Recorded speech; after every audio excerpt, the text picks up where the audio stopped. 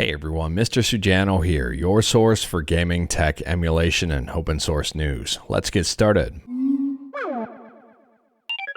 Alright, we'll kick things off talking about Nintendo Switch emulation with Yuzu, and Yuzu on Android just got some brand new features. Now for this first feature, you need a game up and running, and here's Ultra Street Fighter 2 up and running on my Google Pixel 7 Pro, and it's running at pretty much a solid 60 frames per second.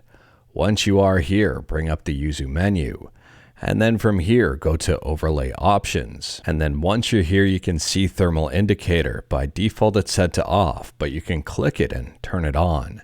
And then in the top right-hand corner of your device, you should now see a happy face or a sad face. And if we zoom in on it on my phone, we can see that the Pixel 7 Pro is not happy at all. It's running hot. Apparently, there's 4 main status options. We've got normal, getting hot, hot, and very hot. On top of that, there appears to be some sort of bonus status with the nuclear reactor, and I can only imagine what that means. Secondly here, if you play in portrait mode, you can now change the vertical alignment. And for graphics, they've added in FSR sharpness, and you can adjust that if you want. As far as I know right now, this update has not hit the Google Play Store just yet. But if you wanted to check it out, head to yuzu-emu.org and click on download. And then click on Android and scroll down here to the latest build and click on the little Android icon. As for the PC version of Yuzu, there's also been a few updates. As of mainline version 17.10, they've implemented LLE applet support. LLE stands for Subscribe to Mr. Sujano, or low-level emulation, depending on how you want to interpret that.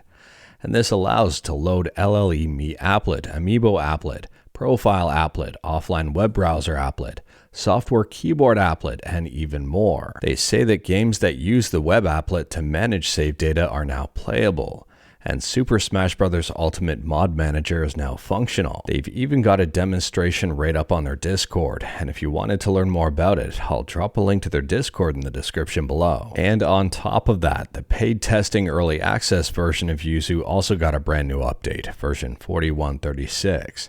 And there appear to be some optimizations for people with lower end hardware. Maybe you get some less stuttering. Moving on, and we're still talking about Switch emulation, but switching over to Ryujinx, and Ryujinx also got a number of updates. The first update for Ryujinx here I think is going to get some people excited. If you head to ryujinx.org and click on download, under Linux, we can see an ARM64 build now available. Yes, it's true, there's now an officially supported version of Ryujinx for ARM64 devices running Linux. Secondly here, as of version 1.1.1182, if you use the Vulkan renderer, it appears the broken water is now fixed in Hyrule Warriors Age of Calamity. Moving on, and we're talking about Nintendo 3DS emulation with Citra, and Citra's got some new updates. So for Citra on Android, as of Nightly Build 2094, they've added basic support for Google Game Dashboard. This adds support for the battery saver and performance modes in the Google Game Dashboard for Citra. As of Nightly 2092, it allows games that don't require Nintendo servers to connect online, such as Flipnote Studio 3D with the Keiru World Servers patch. And if you wanted to learn more about Keiru, I think I'm saying that right, I might not be, let me know in the comments below. I'll drop a link to their website in the description below and feel free to check it out. For those who may not be aware, the Keiru team reverse engineers and develops network services and other homebrew tools for Nintendo products. As far as I know here, the Keiru patcher is 100% free. And to pick up the latest version of Citra, head to citra-emu.org and click on download. Once you are here, click on manual download, and then you can pick it up for your platform of choice. There's also something worth pointing out here. At the time of filming, Citra is available for Windows, Mac, Linux, and Android, and they are working on something new. It appears they're gearing up for future Windows ARM64 builds. Now, there is no timetable just yet, but it's nice to see. Next up, if you've got a PS5, you might not be happy to know that Sony apparently expects no existing major franchise titles to release before April 2025. I'll drop a link to the VGC article in the description below and feel free to check it out. Sony's quote is as follows: regarding first-party software, we aim to continue to focus on producing high-quality productions and producing live service games. But while major projects are currently under development, we do not plan to release any new major existing franchise titles next fiscal year, like God of War and Spider-Man 2. And surprisingly, or I guess not surprisingly given the fact that the PS5 was released back in 2020, they're saying the PS5 will enter the latter stage of its cycle, and they're expecting sales to slow down.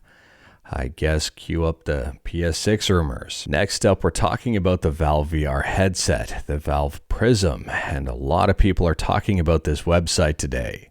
Unfortunately, it's 100% fake. As awesome as that headset would be based on the specs on the site, The Verge has confirmed with Valve that that site is 100% fake. They said it's not them. Next up here, we're talking about Ultimate Double Dragon, which is a fan game, and version 1.0 has just released. As far as I know, it's free and for PC only. If you wanted to learn more about it, I'll drop a link to the website in the description below. But anyways, that is all I've got for you in this one. Straight to the point, all stuff and no fluff. We talked about a bunch today. Let me know your thoughts about absolutely any of it in the comments below. If you like this video, leave a like. If you didn't like this video, leave a like. Hit that subscribe button, check out my other videos. Don't tempt fate, save your state.